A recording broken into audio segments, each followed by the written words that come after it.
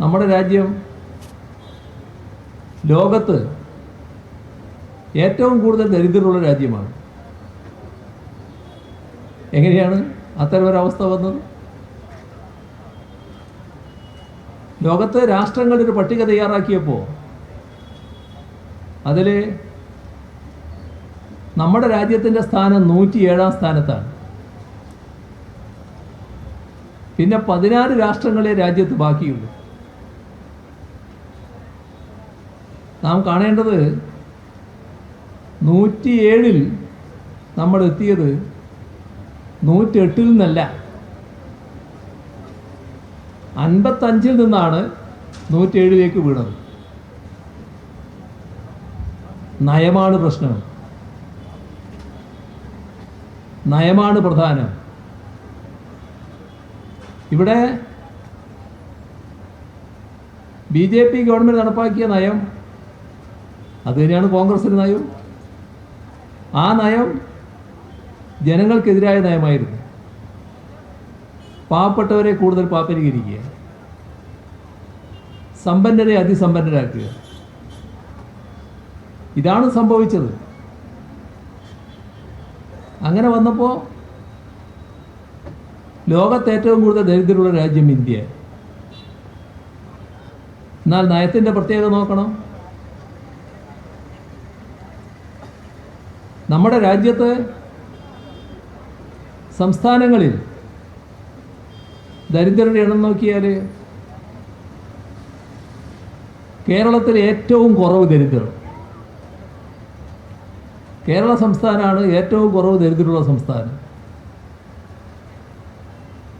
അവിടെയാണ് നയത്തിൻ്റെ പ്രാധാന്യം. നമ്മുടെ സംസ്ഥാനത്ത് 0.7% പരമദരിദ്രർ.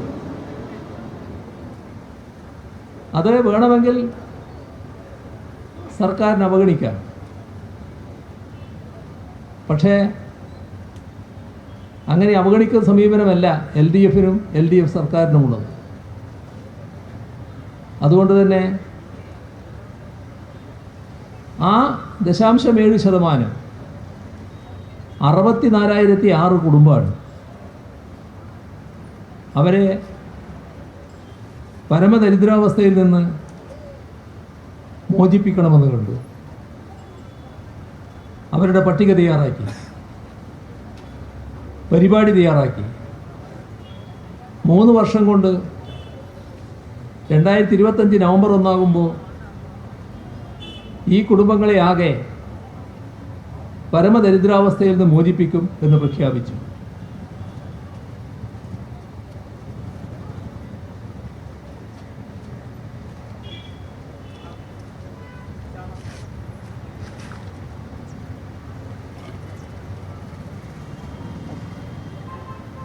എന്തായി?